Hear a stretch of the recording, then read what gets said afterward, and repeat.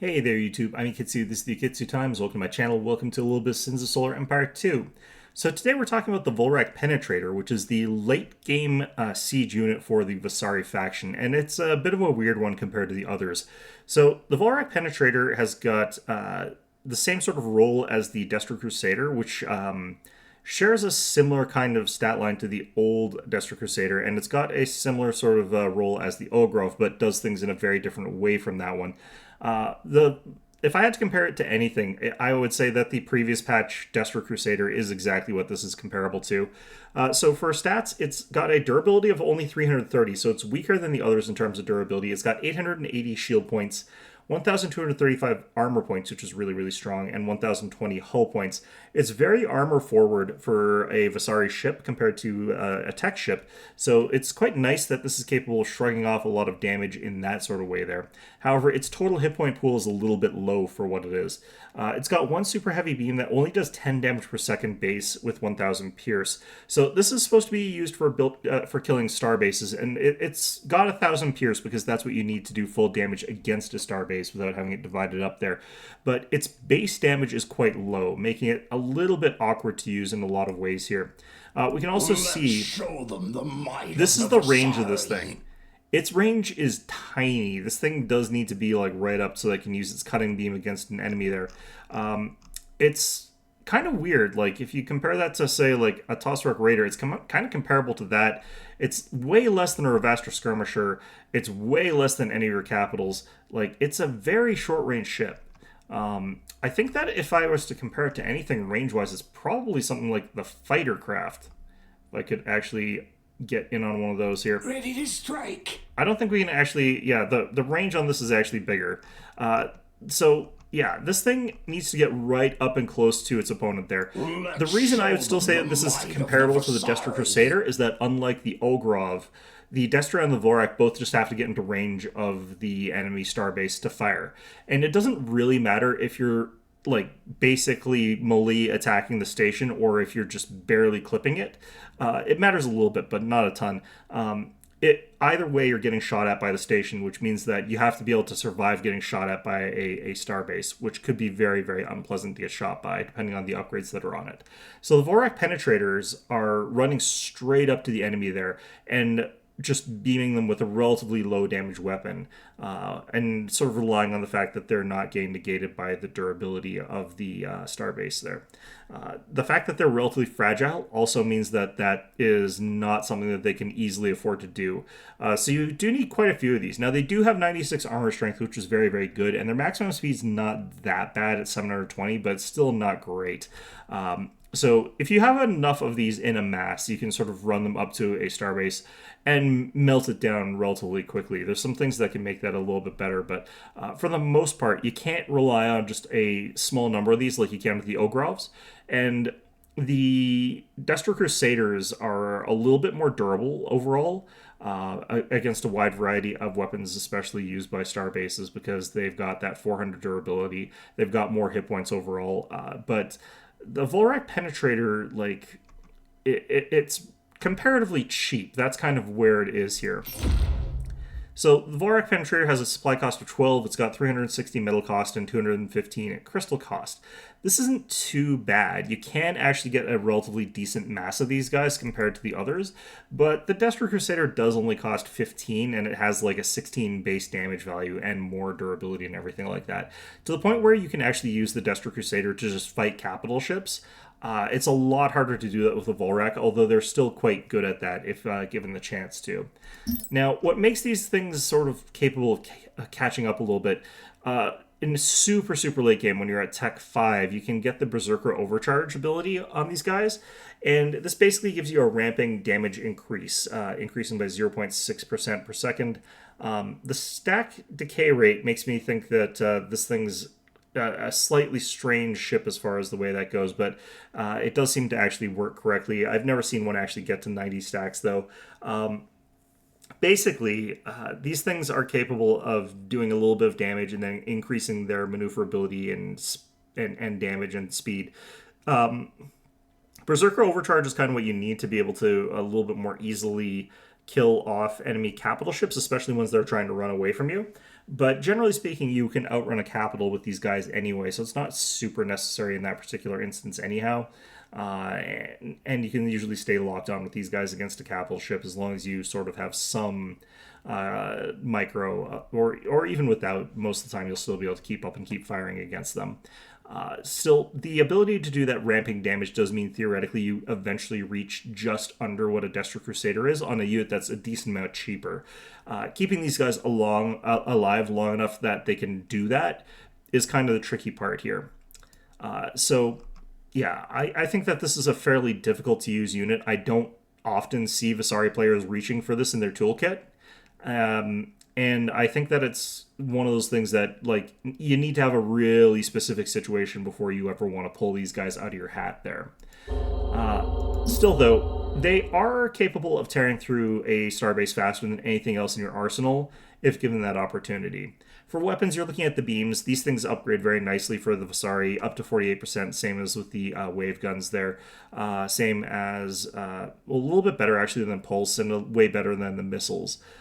They do also have access to like the pinpoint bombardment, but that doesn't help these guys, unfortunately. It would be nice if that also increased the damage of these beams, but unfortunately it does not.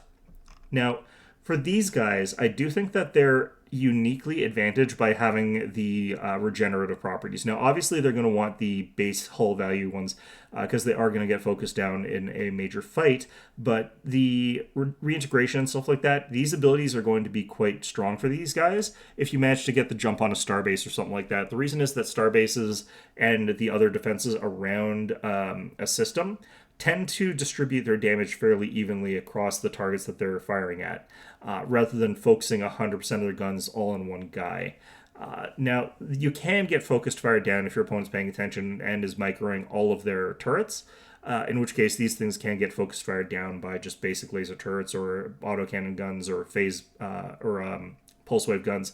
Any of those are capable of focusing these guys down relatively quickly. But if they've got that damage spread out, then you've got tremendous potential to keep alive through the regenerative sort of elements here. Now, armor, you're really liking these armor bonuses. Your base armor value is very, very high, and your armor strength is also very high, making it so that you really want these bonuses compared to some of your other durability bonuses. Shields, they're kind of okay. This isn't really the, like, premier shield type of ship there, but that shouldn't be too much of a surprise with Visari. For the Empire Research, you've got access to a tech for Visari Alliance that lets you build ships a bit faster in your own culture. That's about the only thing that really matters for these guys. Like I said, once you do sort of see a situation, like you check out the map and you've got some sort of system where your opponent has really heavily entrenched in, and you just absolutely have to get through that starbase fairly quickly. The ability to mass Vulraks quickly before your opponent can like realize that that's what you're doing, before they can really get a counter running, does mean that you want to be building these guys fairly quickly if you're capable of doing it. So you're less likely to get scouted out, or your opponent has less time to react to you building them.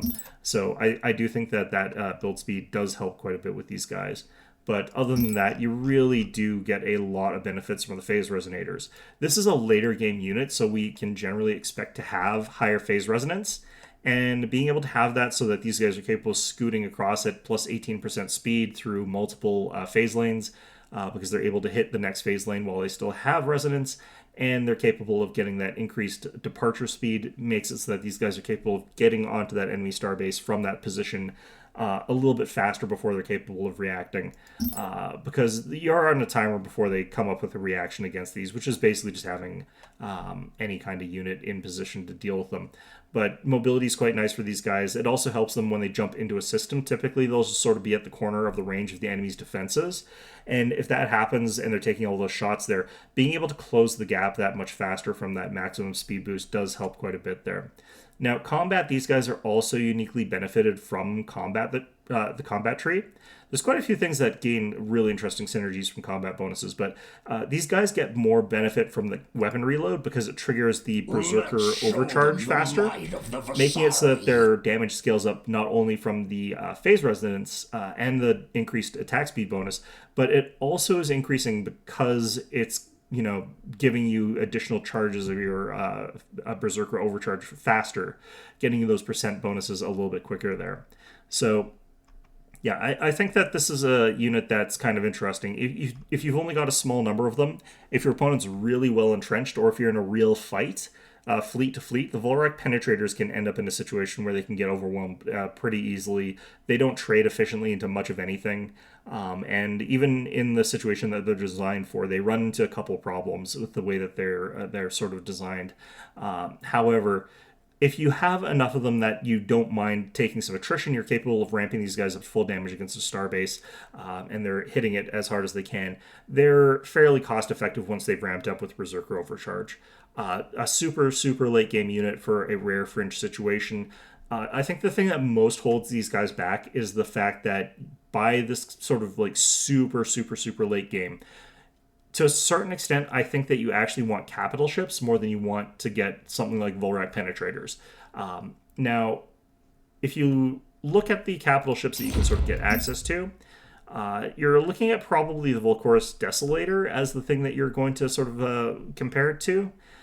This thing doesn't have quite the same ability to chew through a station, but it's still capable of using its abilities like the siege platform when you're sieging out a planet that's capable of blowing up the planet a little bit faster. You've got some tools here that can also take out stations a little bit efficiently, but most importantly, these guys just have much, much better damage overall, even if it's getting divided up because it's attacking a station there. So I would 9 times out of 10 think that like super late game, rather than getting a massive Vulrak Penetrators, most of the time you're going to want to get more capital ships if you can to take that out. Or you're going to want to get the Verastor Titan. The Verastor Titan with the phase cannon is very capable of going up and punching a station. That I don't think that is something that has trouble with, if it's also supported by a fleet especially. So yeah, that's kind of the state of it. I think that the Vulrak Penetrator probably is a unit that I would like to see other people that are better at the game experimenting more with, because I don't see people experimenting with this either. I do think that you could probably use this to snipe capital ships or Titans in a pinch there, because they're quite good at that sort of role as well. And I think that they may be just an underappreciated unit.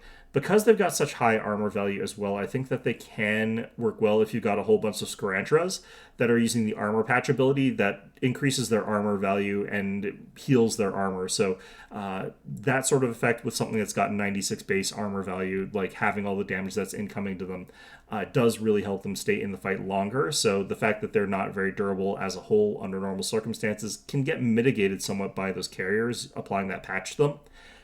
And then these guys can just sort of like survive long enough to ramp up and then destroy whatever it is they're sort of pointed at there. In any event, though, that's going to be our look at the Vulrak Penetrator.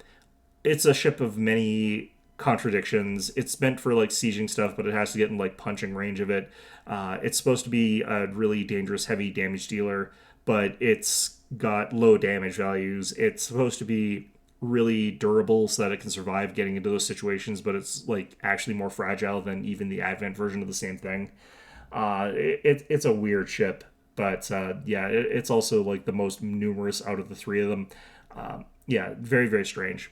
In any event, though, that's going to be our video for today. Hope you found this one enjoyable, and of course, as always, hope to see you guys all next time.